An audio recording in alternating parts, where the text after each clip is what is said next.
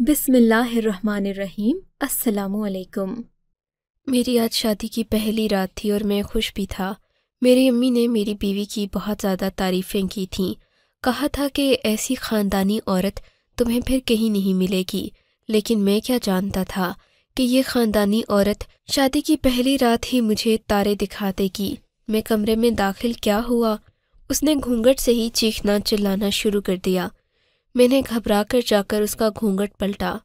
मुझे देखकर वो मज़ीद रोने लगी। क्या हुआ है, आप ठीक तो हैं? मैंने उसे आप कहकर पुकारा तो वो और ज़्यादा रोने लगी। मेरे पेट में दर्द हो रहा है, मेरा बच्चा पैदा होने वाला है, जल्दी करें, दाई को बुलाएं। ये सुनकर मेरे तो होश उड़ गए, पर जितना उसने शोर मचाया था और जो वो चिल्ला रही थी उसे देखकर मैं फ़ौरन वहाँ से बाहर भागा। उस वक्त मुझे ये भी जहन में ना रहा कि ये औरत मेरी बीवी है, आज हमारी शादी की पहली रात है। लेकिन मैं उस वक्त उसका दर्द चीखना चिल्लाना बर्दाश्त नहीं कर सका। सो मैं फ़ौरन बाहर आया। लेकिन इससे पहले कि मैं बाहर आता, एक औरत कमरे के अंदर दाखिल हुई। इसने काले रंग के कपड़े पहन रखे थे। इसके साथ 4-5 और भी लड़कियां थीं, पर वो काफ़ी नौजवान लग रही थीं। उन्होंने मेरी बीवी को अपनी जगह से उठाया, फिर उसके ऊपर एक बड़ी चादर डाल दी ताकि कोई मर्द उसे देख न सके। फिर उसे चारपाई नुमा स्ट्रेचर पर उठाकर वहां से बाहर ले गई। मैं तो देखता ही रह गया था, ये हो क्या रहा है। जहां तक मुझे पता था मेरी बीवी एक शरीफ और ख़ानदानी औरत थी, फिर शादी की पहली ही रात उसे बच्चा कहाँ से पैदा हो गया। मैं अपनी बीवी और उन लड़कियों के पीछे पीछे गया, पर इन्होंने बाहर एक गाड़ी खड़ी कर रखी थी जिसमें फ़ौरन मेरी बीवी को लटाया गया। इससे पहले कि मैं भागकर गाड़ी के दरवाजे तक पहुंचता, गाड़ी स्टार्ट करके सड़क पर दौड़ रही थी।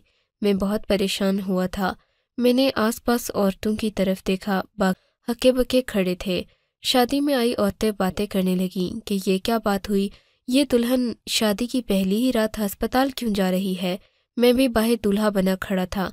किसी का शक मुझ पर भी नहीं जा सकता था। अब मैं किसी को क्या जवाब देता कि क्या सानेहा हो गया है मेरे साथ। मैं भी एक ख़ानदानी और शरीफ मर्द था, मुझे अपनी बीवी की सरेआम बेइज्जती नहीं करनी थी। इसीलिए मैं खामोश हो गया। मैंने उन औरतों के सामने एक लफ्ज़ भी नहीं कहा, क्योंकि मेरी बीवी एक ऊंचे ख़ानदान से ब्याह कर आई थी। ऐसे में उसकी इज्जत नीलाम नहीं कर सकता था। तभी मैं अपने कमरे में गया। गुस्से से मेरे हाथ पांव कांप रहे थे। मैंने सोचा कि मैं अपने माँ बाप को ये बात बताऊं, पर उससे ज़्यादा ज़रूरी और कसूरवार तो लड़की के वालिदैन थे, जिन्होंने एक हामला औरत के साथ मुझे ब्याह दिया। क्या मेरे अम्मा अब्बा को भी उसकी ये बात नज़र नहीं आई? मैं दिल में सोचने लगा। तभी मैंने अपनी बीवी के रिश्तेदारों को फ़ोन मिलाया। उसके अब्बा ने कॉल उठाई तो मैंने उनसा करने की बजाय धीरे अंदाज में ये बात कही। मैंने कहा, अंकल, आपकी बेटी के साथ तो दाइयाँ अस्पताल लेकर उसे चली गई हैं और मैं यहाँ पर बैठा अपनी बेइज्जती का मातम कर रहा हूँ। अगर आपकी बेटी किसी और के साथ चक्कर चला रही थी, कम से कम आप मुझे बता तो देते। वो कहने लगे कि तुम पागल तो नहीं हो गए, कैसी बकवास कर रहे हो, मेरी बेटी बिल्कुल ठीक ठाक थी, ऐसा हो ही नहीं सकता। लेकिन अभी वो बात कर ही रहे थे कि पीछे से उनकी बीवी आई और कहने लगी कि ये ठीक कह रहा है।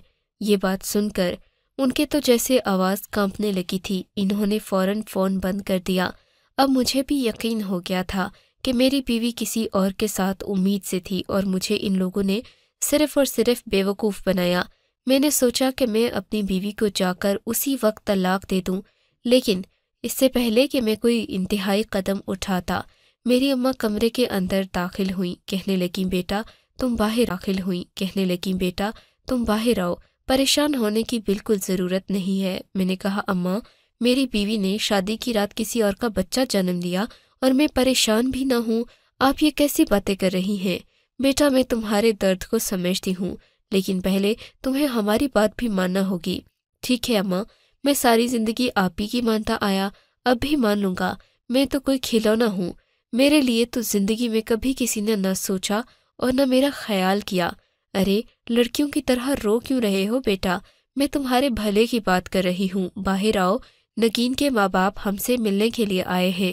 तुम्हें भी उनसे बात करना होगी, वो तुम्हें कुछ कहना चाहते हैं।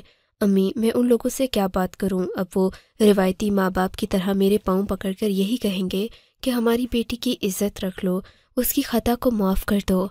وہ ہماری اکلوتی بیٹی ہے وغیرہ وغیرہ۔ آپ بتائیں شوہر ہونے کے ناطے میرا کیا حق بنتا ہے تو جس کا وہ بچہ پیدا کر رہی ہے؟ ہوش میں آؤ بیٹا، ایسی کوئی بات نہیں ہے۔ فی الحال کے لیے جو تمہارے ابو کہہ رہے ہیں وہی کرو۔ کیا چاہتے ہیں ابا؟ میں نے اماں سے پوچھا۔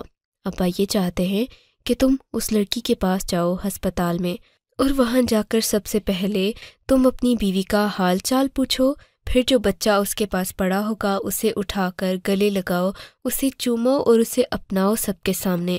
امی آپ ہوش میں تو ہیں؟ آپ لوگ میرے ماں باپ ہیں یا دشمن؟ میں جا کر ایک اور انسان کے، کسی اور شخص کے بچے کو گلے لگاؤں، اسے اپناؤں؟ یہ ہو نہیں سکتا۔ میں نے کہا بیٹا ہم جو کہہ رہے ہیں تمہیں وہ کرنا پڑے گا، تمہیں ہماری قسم ہے۔ اماں ابا دونوں ہی آ گئے۔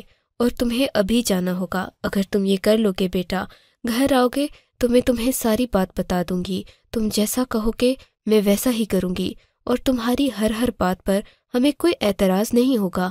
اس کے بعد تمہارا نہیں ہوگا، اس کے بعد تمہارا دل مطمئن نہ ہوا بھلے گھر آ کے طلاق دے دینا، لیکن فی الحال کے لیے تم وہی کرو جو ہم کہہ رہے ہیں۔ اب اماں ابا کی بات ہی ایسی تھی کہ مجھے فوراً ان کی بات پر ہاں کہنا پڑا۔ انہوں نے یہ بھی تو کہہ دیا تھا کہ اگر میں مطمئن نہیں ہوا تو بیوی کو طلاق دے سکتا ہوں۔ سو میں نے کہا کہ ٹھیک ہے، میں آپ کے کہنے پر اسے ملنے کے لیے چلا جاتا ہوں۔ یوں میں گھر سے نکلا اور آدھے گھنٹے سے پہلے ہسپتال میں پہنچ گیا۔ ہسپتال پہنچ کر میں نے دیکھا تو وارڈ میں جہاں میری بیوی کا داخلہ تھا وہاں تو کوئی میری بیوی کے نام کی عورت تھی ہی نہیں۔ میں نے ڈاکٹر سے پوچھا، کہنے لگے کہ آپ کی بیوی ایک پرائیویٹ روم میں ہے۔ میں اس پرائیویٹ روم تک پہنچا، میرا دل زور زور سے دھڑک رہا تھا۔ یا اللہ، اللہ کرے کہ یہ سچ نہ ہو بلکہ جھوٹ ہو۔ میری بیوی، اللہ نے کتنے عرصے کے بعد شادی کی خوشی دکھائی اور اب یہ سب ہو گیا۔ آنکھوں میں ہلکی ہلکی نمی لیے میں 4-5 لڑکیاں بھی تھیں اور ساتھ میں ایک لڑکا بھی وہاں پر کھڑا تھا۔ لڑکا کچھ زیادہ خوبصورت نہیں تھا، معمولی سی شکل و صورت تھی، جبکہ اسے دیکھ کر لگتا تھا کہ وہ بہت ہی چالاک اور شاطر ہے۔ مجھے دیکھتے ہی وہ چوکنا ہو کر کھڑا ہو گیا۔ تم کون ہو بھائی؟ میں نے اندر جاتے ہی پوچھا۔ میں اس بچے کا باپ ہوں۔ میری بیوی کے پہلو میں پڑا بچہ دیکھ کر میرا خون کھول اٹھا، پر اماں ابا نے اپنی قسم دے کر کہا تھا کہ جو ہم کہہ رہے ہیں وہی کرنا۔ آپ کا بچہ کیسے ہوا؟ یہ لڑکی میری بیوی ہے تو بچہ بھی میرا ہوا۔ میں نے کہا تو وہ آدمی شاطرانہ انداز میں مسکرا کر بولا، اچھا یہ کیسے ہو گیا؟ اتنا پیار ایک ہی رات میں؟ میری بیوی نے ضرور نگین نے آپ پر کوئی جادو کیا ہوگا۔ یہ کہہ کر وہ مسکرانے لگا اور پھر اس نے مجھے دھکا دے کر کمرے سے باہر نکالنے کی کوشش کی۔ میں کمرے کے باہر آ کر کھڑا ہو گیا۔ اس صورتحال سے کیسے نپٹوں سوچنے لگا کہ امی ابا کو فون کر کے ساری صورتحال بتا دیتا ہوں کہ محترمہ کا عاشق اپنا بچہ لینے کے لیے بھی آ گیا ہے۔ لیکن پھر مجھے اماں کی قسمیں یاد آ گئیں۔ میں واپس کمرے میں آیا۔ میں نے کہا اگر یہ بچہ آپ کا ہے تو آپ اسے لے جائیے، میں اپنی بیوی کو واپس اس کے گھر لے کر جاؤں گا، کیونکہ میری بیوی ہے، میری عزت ہے۔ میں نے نکاح کیا ہے اور نکاح کا رشتہ اتنا کمزور نہیں ہوتا کہ اسے ایک جھٹکے میں توڑ دیا جائے۔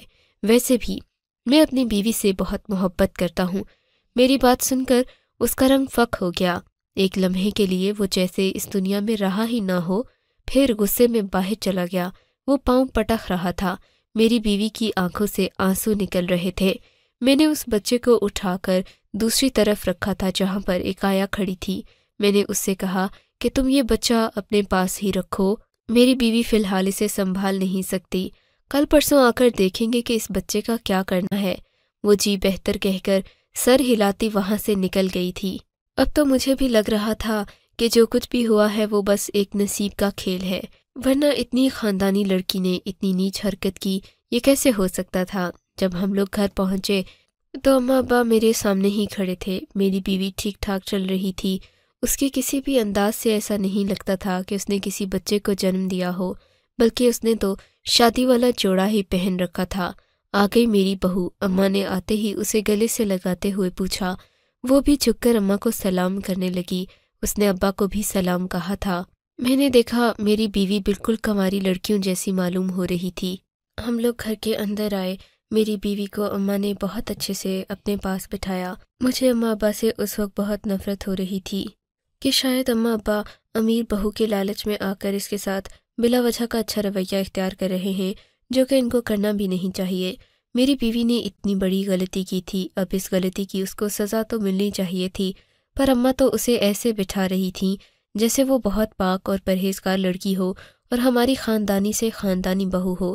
میں یہ بات بہت اچھی طرح سے سمجھ رہا تھا کہ اماں ابا کو میری بیوی کے ساتھ آئے جہیز سے بھی مطلب ہے۔ وہ یہ چاہتے ہیں کہ یہ جہیز وہ اپنی بیٹی کو دے کر رخصت کر دیں اور پھر زندگی آسان ہو جائے۔ میری خوشی اور میری زندگی کا سوال ہے، وہ ان کو نظر نہیں آ رہا۔ مجھے بہت عجیب لگ رہا تھا کہ تبھی ہمارے گھر میں ایک اور عورت داخل ہوئی۔ اس عورت کے ساتھ ایک آدمی بھی تھا جسے دیکھ کر میں حیران ہو گیا۔ یہ دونوں میاں بیوی لگ رہے تھے۔ میری بیوی نے بتایا کہ یہ میری بہن اور بہنوئی ہیں۔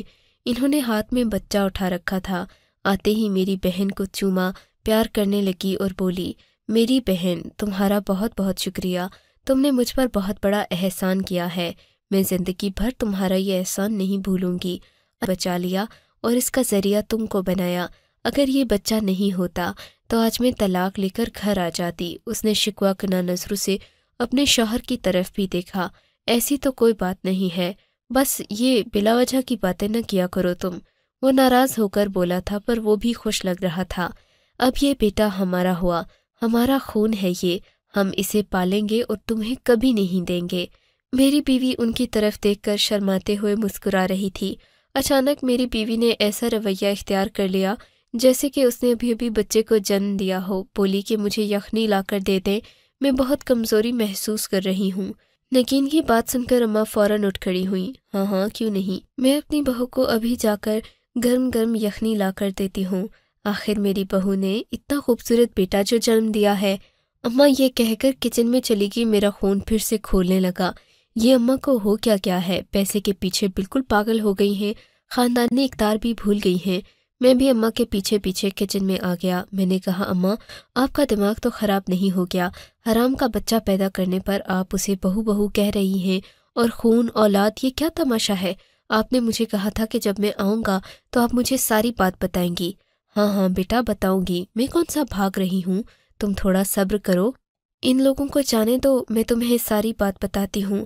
وہ بات جاننے کے بعد اگر تمہارا دل مطمئن نہ ہوا تو ان کے پیچھے پیچھے اپنی بیوی کو بھی بھیج دینا۔ اچھا ٹھیک ہے۔ میں اپنے دانت پیس کر رہ گیا تھا، 1-2 گھنٹے کی مزید بات تھی، پھر بیوی کا فیصلہ بھی ہو جانا تھا۔ میں نے خاموشی اختیار کر لی۔ باہر آیا تو سب لوگ میری بیوی کو بڑی اچھی نظر سے دیکھ رہے تھے، جیسے اس نے کوئی کارنامہ کر دیا ہو۔ مجھے سمجھ نہیں آتی تھی کہ میں زندگی میں کیا غلطی کر بیٹھا ہوں جس کی وجہ سے اتنا بڑا عذاب میرے سر پر پڑ گیا ہے۔